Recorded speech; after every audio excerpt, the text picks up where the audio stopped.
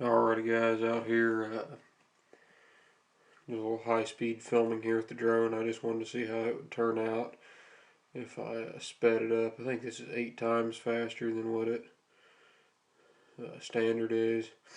And I didn't think about speeding it up until I had it on the computer already, so I probably tried to not move the drone around so much, but wasn't too bad. And then here, just going to show opening up the field here a little bit. This is Friday, whatever Friday was last week, when this was filmed. Well, I was filmed the same day I filmed at the pulling out the grain truck. This is the little field where I had the drone video side dressing this past spring. I like doing it in the little fields because the drone doesn't have, I've got a maximum flight limit set. They don't recommend you go over, I think it's like 500 meters or whatever they say it is. I can't remember exactly what it is, but I think that's what they recommend. You don't go over that,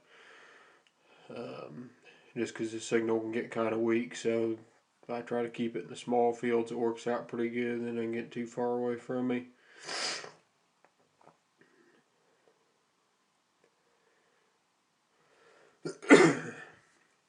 But this corn turned out pretty well over here. You can see it blew down some. Tops are broken out of it, and it has blown down in the row some, but it still yielded alright. This little field here made 200, but it had blown down and it's pretty high ground.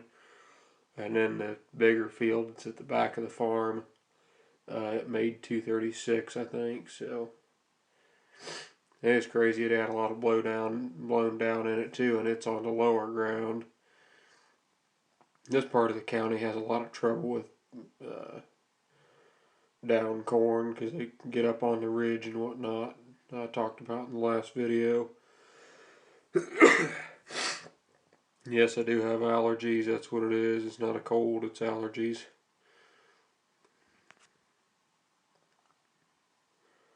Very normal state of life for me.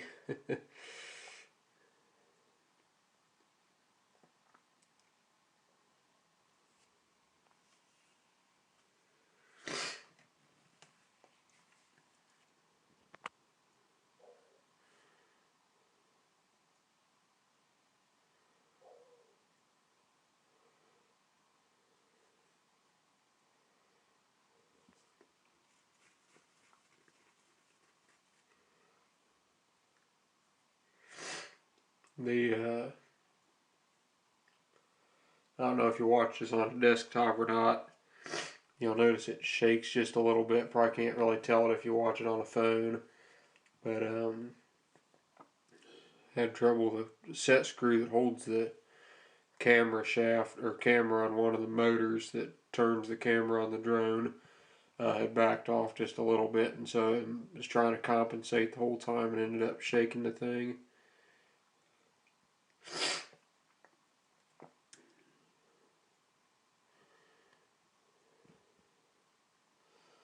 I've never really seen this angle here that I'm about to do. Gonna watch corn go right into the feeder house there from that angle.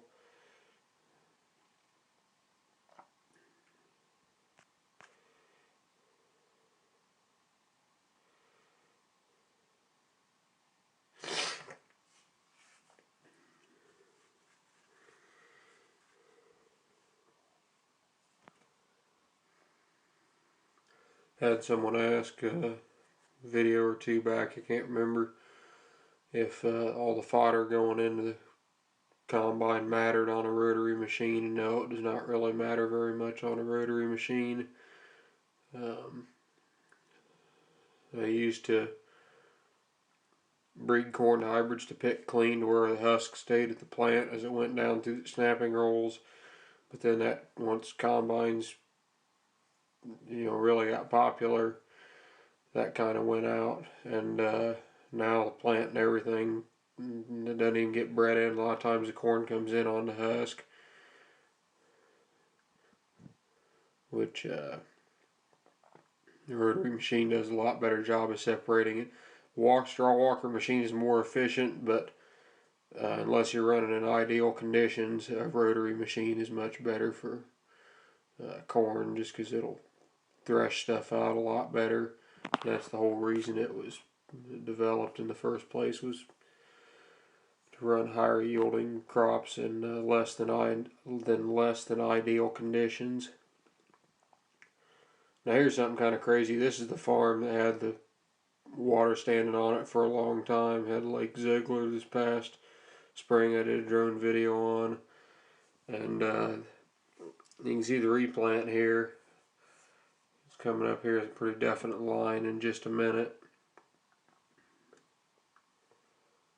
About right there, or jog over a little bit.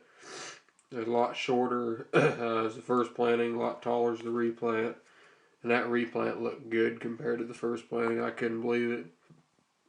Planted like a month and a half later, and it looked way better. It was way better.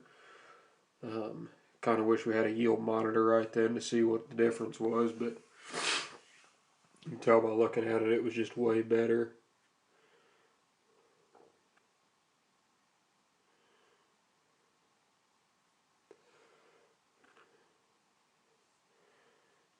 I just had a quick clip of the auger wagon driving through the field here. I was just trying to catch the replant there, so we'll probably about do it here. Thanks for watching.